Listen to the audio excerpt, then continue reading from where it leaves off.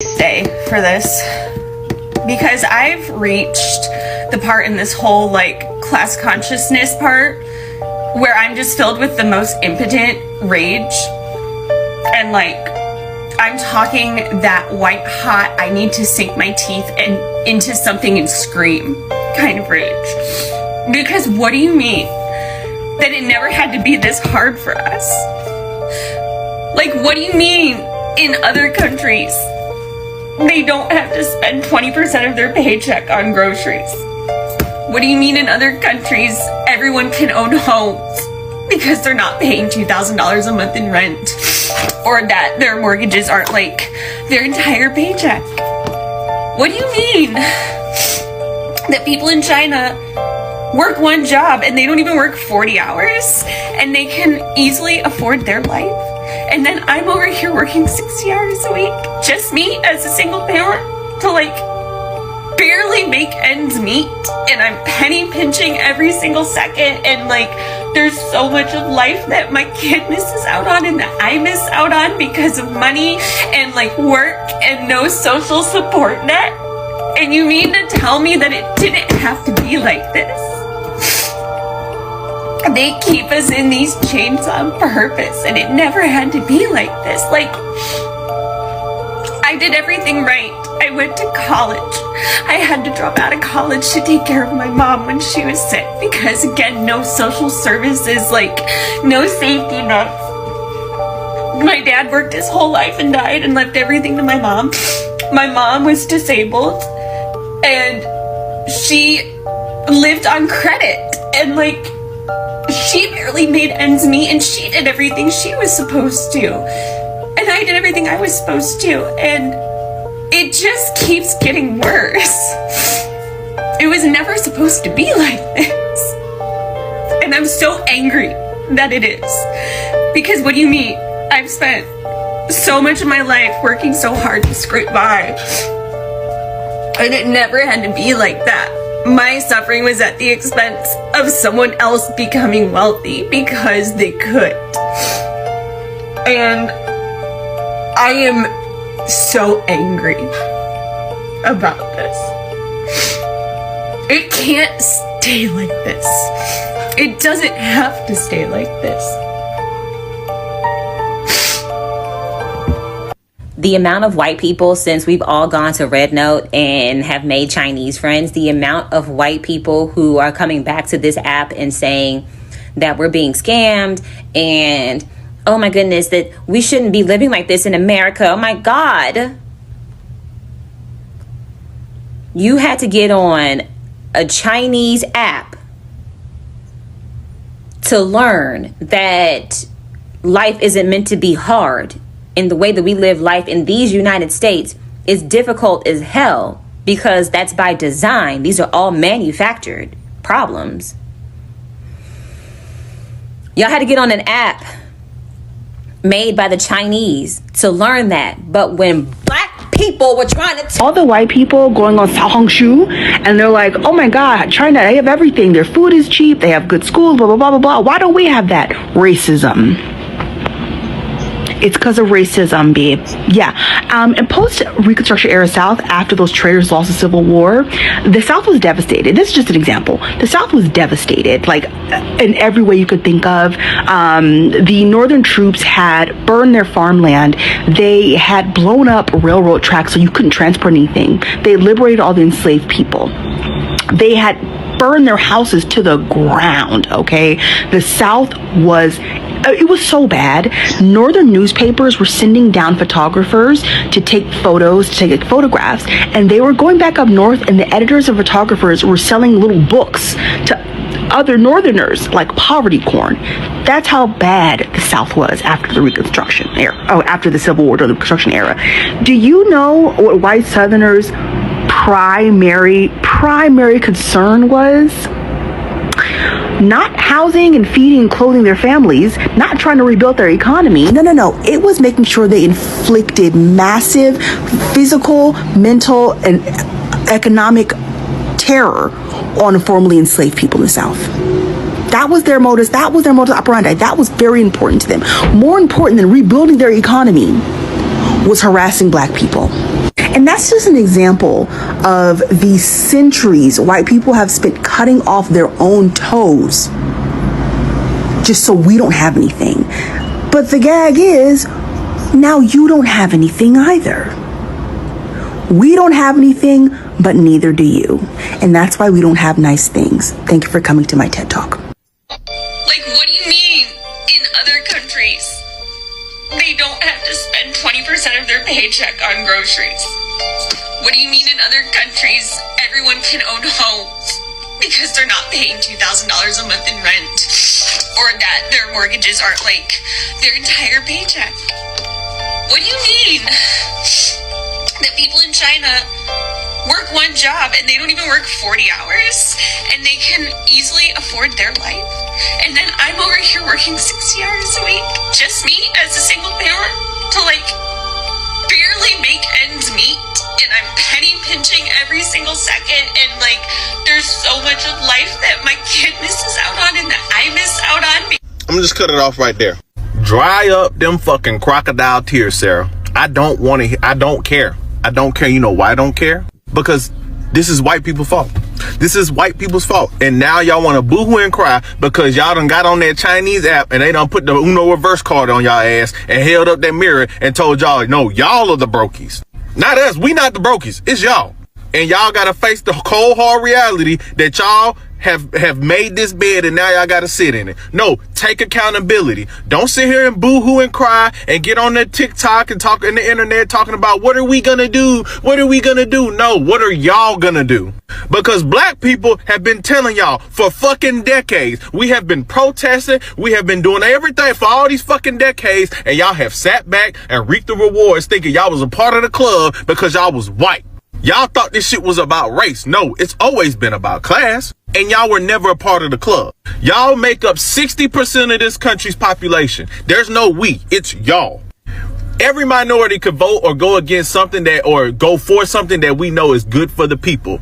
And y'all would turn it down because y'all have the overwhelming majority. So it's no we, it's y'all. Fix y'all shit. I know y'all don't like to take accountability for nothing, but now it's time. Y'all over there boo-hooing crying because y'all seeing the Chinese Walmart and they over there paying $3 for a whole goddamn bag of groceries. Meanwhile, you got to pay $200 and barely fill up your grocery cart. See, all those things you're boo-hooing and crying about, FDR made that happen. But then it all went away in 1967. Why did I say 1967? What does that correlate to? Oh, the Civil Rights Act was passed. Integration happened. And then white people stripped away or voted against themselves to strip away all public services and entities and all those great things that y'all had prior to integration because y'all didn't want black people to have the shit. So y'all gave all that up in the 1980s when Reagan created trickle-down economics because y'all didn't want us to have. He gave us crack and trickle-down economics. And y'all was cool with that. Y'all made a deal with the devil and now y'all got to accept the consequences of y'all fucking actions. Y'all had affordable housing. Y'all didn't have fucking credit scores. Y'all didn't have you could send your kids to college for the free or for the low. We had advanced and effective public transit and services in this country. But y'all gave all of it away because y'all didn't want niggas to have access. Y'all fought so hard with things like redlining and all these different things to hold black people back to keep us from getting a piece of the pie. Whole time they taking y'all pie. And now y'all gotta face the music. And y'all don't, now you wanna boo-hoo. Y'all let them pass the Patriot Act in the act of protecting us from terrorists. Use that Islamophobia against y'all dumb ass. Y'all let them further push the Patriot Act in 2019 because of that the immigration that y'all was so afraid of, all the immigrants, right? Just taking away all y'all fucking right. Now y'all want to point and what are we gonna do? No, what are y'all gonna do? Because when black people out here marching because for police brutality, who they just do things to us and write a fake ass police report and get away with it and nothing happens? You think or when we did ride when things like Mike Brown, Trayvon Martin happened, and the original Black Lives Matter activists were the original movement that got hijacked. You know what I'm saying? The original activist that was out there on the ground got took out by the police. Oh no, y'all ain't say nothing then. When we telling y'all that they're interfering in our freedoms and our rights. But no, it's black people, so we ain't right. It's not us, it's them. I shouldn't have to pay for the sins of my fathers. I didn't own any slaves. I'm not racist. Yes, but you're compliant to the system and you're complacent and you're okay with the system that gave you an edge up against us. Go back to R. Kelly or the things that was going on at Nickelodeon or with Harvey Weinstein, all that weird shit, right? There were people still giving up their kids to that, selling making deals, still going up there knowing everything that was going on, putting their children, putting their livelihoods, cameramen, people going to get opportunities and jobs. They did not care so long as it wasn't them. And that was y'all this entire time up until now. Go back and look at the prequel to the Purges. Where did they start? Where did they start? How did they get people to approve some shit like the Purge? They started in the hood. They started with black people. They started with the disenfranchised. So when y'all turn a blind eye and y'all let that shit go on with black people and we getting our ass whipped by police and we getting our rights taken away and we getting profiled and we getting this, then they're slowly implementing that shit and they were slowly draining that shit from y'all. It look like, come on, bruh. You would have thought y'all would have woke up when that shit happened in North Carolina and that hurricane went up there and fucked them up. But no, what did they turn into? Oh, well, it's Biden. Whole time North Carolina is a red fucking state. Oh, like your local governments fucking failed y'all. So no, there's no, what are we gonna do? No, it's what y'all gonna do. Grab y'all fucking nuts and go do something. Because we, black people, we tired of being y'all fucking crash dummies and going out there and then they give y'all a little piece of the pie, then y'all go back and y'all let us out there to fucking drown. No, y'all go do something. Oh, and never forget, we could have had Bernie, but y'all said he was a socialist. So I just saw a post where a young white woman is upset and crying because she's understanding how easy they have it in China. And she doesn't understand why, as Americans, we have to work so hard just to have so little. She doesn't understand why we're spending 20% of our income on groceries. And she goes on to list a lot of problems. And she's like, it didn't need to be this hard. What do you mean we didn't have to do it like this? And I started to empathize with her. But then in the back of my mind, I thought, girl, this isn't new. Why is this new to you? And then I realized for quite some time, a lot of white people in this country, the issues that black people had, they thought they were just black people issues. When black people were spending 20% of their income on groceries, white people thought, oh, that's a black people problem. When black people had to work 2 jobs to make ends meet, white people thought, that's unfortunate. And now that the black people's problems have reached white people have hot tears and they don't understand how it came to be this way. Now, this is one of the reasons why it's important in any country or any place to listen to those who are marginalized. Those people are kind of like a canary in the coal mine, letting you know, hey, we got some issues. You can't see it and maybe it's invisible to you, but they are on the way. I just saw a post where a young white woman is upset and crying because she's understanding how easy they have it in China. And she doesn't understand why, as Americans, we have to work so hard just to have so little. Racism would be the answer. So this all goes back to what they call drained pool politics. Once integration became the law of the land with cases like Brown v. Board, a lot of white people moved to get rid of public services and goods like swimming pools. And that meant they had fewer resources. They had fewer third places. And it was fine back in the day because they would just pay. They would pay to go to country clubs, which is why there's a proliferation of country clubs in this country right now. But they put all those kinds of things that used to be public services behind a paywall because then they could just say, well, you can't pay, or this is a private club. It doesn't matter if you can pay. We're not going to allow you in. It's our choice. It's not a public service. It's not a government run thing. Just so black people wouldn't have access. But over time, the cost of these services rose higher and higher until most white people cannot afford them. But it's not just that. I mean, this idea goes all the way back to things like Social Security. Do you know white people refused to vote it through back during the New Deal until 2 groups of people were not eligible? Domestic labor, so that would be like maids, and agricultural workers who didn't own the land. So in other words, if you were a sharecropper, like most black people in the South, or a maid, like the women, you couldn't get Social Security. Once they put those provisions in, all of a sudden, they could have it all day long. White people in this country have always been obsessed with the idea of black people not having things. And that's why they're in the mess that they're in. It's kind of nice to be able to say what I want on here. The reason why countries, the Scandinavian ones, Denmark and Sweden and whatnot, have such great policies is in part because those countries are homogenous, or mostly so.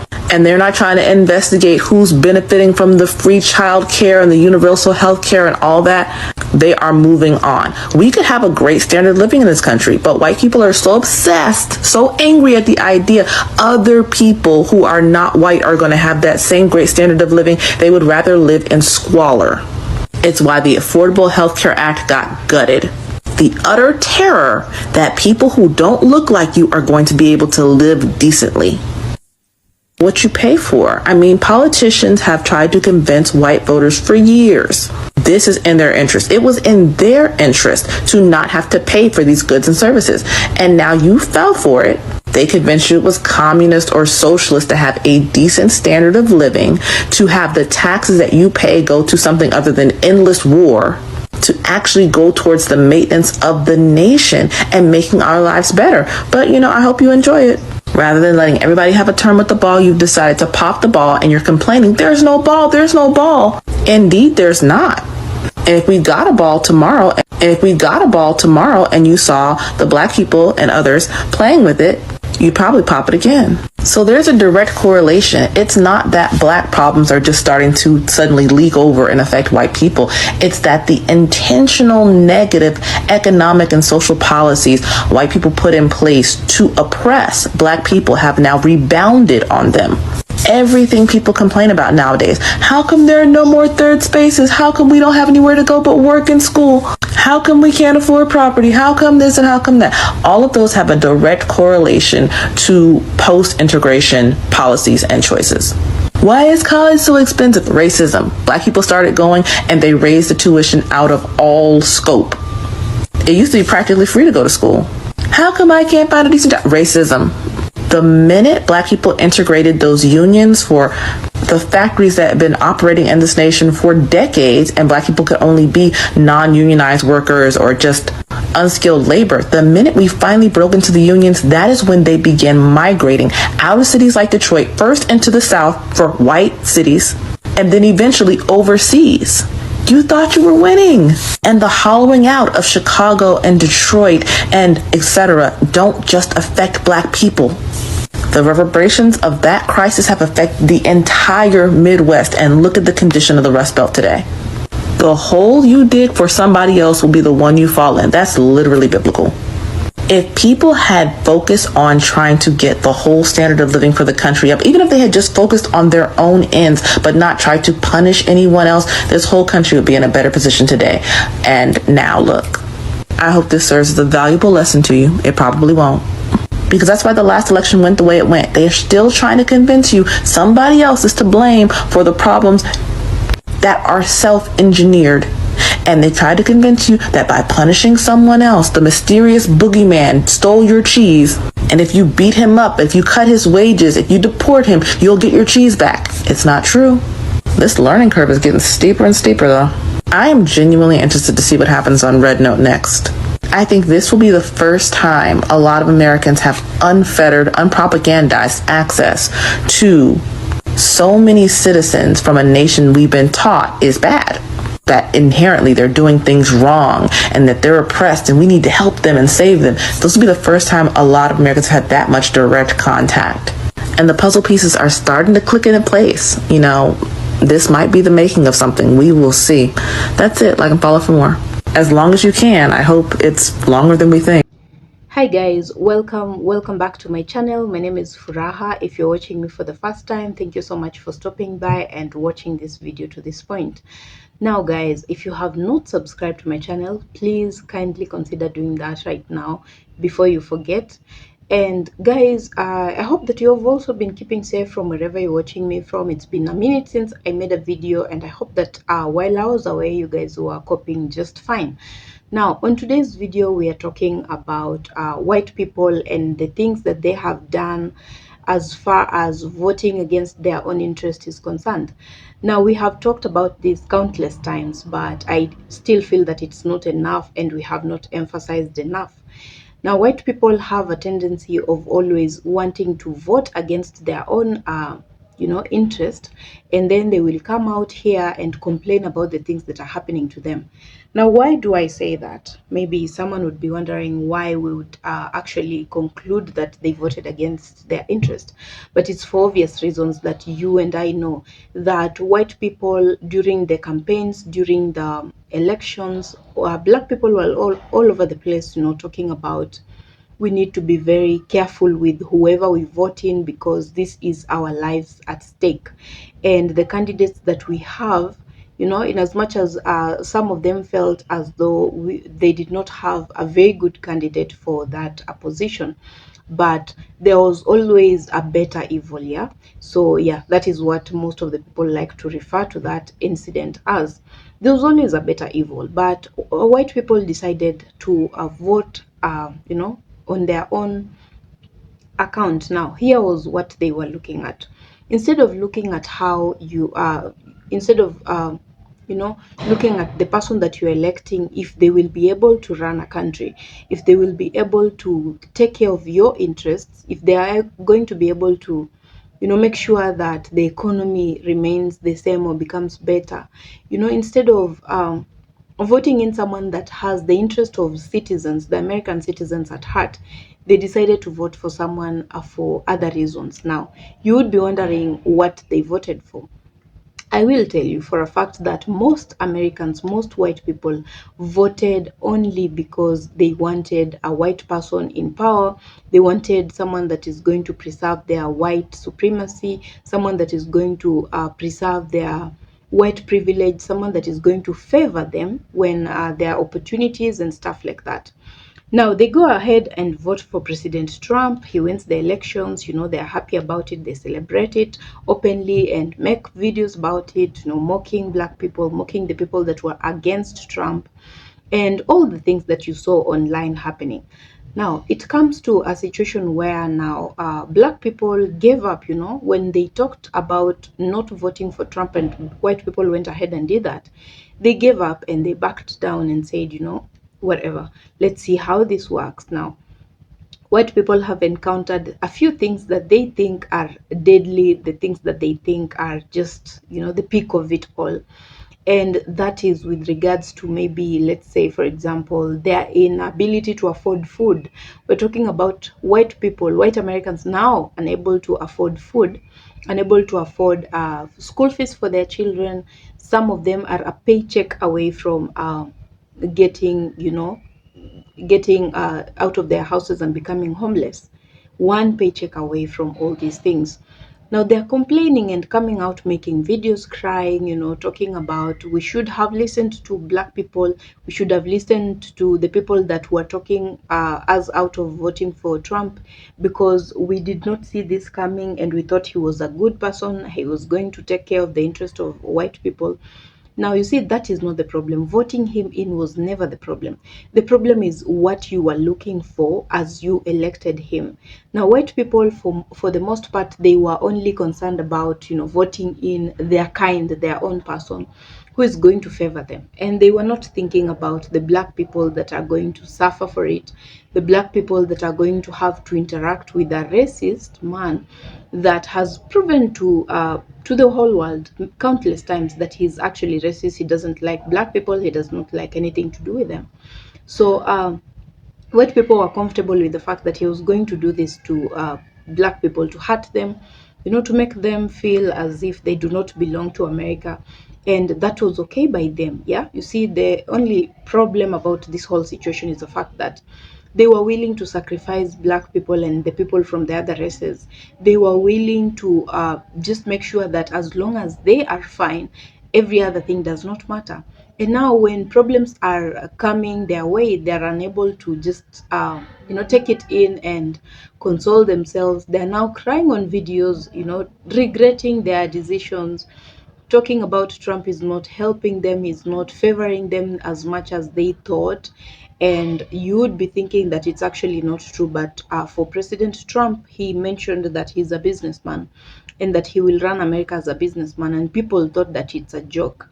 President Trump is more concerned about how people, how he'll make more money, how his billionaire friends are going to make more money. He's only concerned about three people: himself, his family, and his billionaire friends. And that is very upsetting to the people that voted for him, because now they feel like he cheated them. They feel like he played them. They feel like he lied to them, and of which I do not know what you expected about a politician. I have said this countless times, and you know it's not something that is rocket science to understand that. For politicians, it's usually just the hype, you know, they just want you to get a narrative of them that will make you convinced enough to vote for them. Once you vote for them, your case and theirs is done. You know, they can now go on and do whatever it is that they want to do to you people, for you people. And you see, for the most part, they're not caring about the things that you actually agreed, the things that they said they would do. They're not doing them, and there's no way of you holding them accountable, because they're supposed to be on that seat for 4 or 5 years, yeah, before the elections.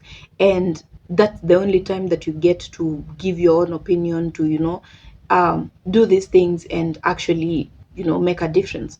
Now, when you waste your opportunity to vote right, when you waste your opportunity to make the best decision that you could, when you waste your opportunity to be a citizen and, you know, practice your constitutional right to vote and vote right, this is what happens to you. Now, people don't know what to do. They don't know how to react to these things. They cannot talk to him because he's not listening. They cannot get him because he's busy with his businesses and he doesn't have time for people. And those that can access him can bear witness that he's just about his own business. And he's not even apologetic about it. Now, the other problem is that white people always saw black people complaining about poverty, complaining about you know, not being able to afford food, shelter, clothing, the basic things that you can think of. And they thought it's a mere joke, you know. They thought that that is okay, you know, as long as it's not affecting them, it was deemed okay. And that's why when black people were asking them to please not vote in Trump because it's going to make life harder for all of them, they did not listen, because for them, they were sorted because he is their person and they are going to benefit from it. To add on the fact that he is racist, so he's going to torture black people, that was satisfying for white people to, you know, they wanted to experience that. So they were okay with all these things that are now happening to them. They were okay with those things happening to black people. That is exactly what it means. That is basically why, you know, we can conclude that, because why would you be voting for someone that is doing all these things to Americans? You are comfortable that he will do that to black people, while you and the other people from the other races that did not vote for him were going to be, that voted for him were going to be okay, you know, your interests taken care of, white supremacy in check, black torture in check, good, and white privilege in check, fine. That is all that white people were looking for, and they were hoping to get that. Now tables have turned, and they're the ones making headlines on the internet, making a lot of videos talking about they're now uncomfortable with whatever is happening in America. They're not happy with Trump. They're not happy with the economy and the things that are happening. Now, you might think that Trump cares. He doesn't. He's not listening to you. He's not listening to anyone. But the thing is, you wanted this for black people, so I expect that you would be comfortable when it is happening to you, because you did not see a problem when black people are talking about it. So yeah, and they thought that poverty is really a black people thing. Poverty is for everyone, as long as you're not doing things right, as long as the system is designed in such a way that it's fighting you. It doesn't matter how hardworking you are. It doesn't matter whether you have a good job. It doesn't matter how educated you are. If the system is designed against you, you're not going to make it.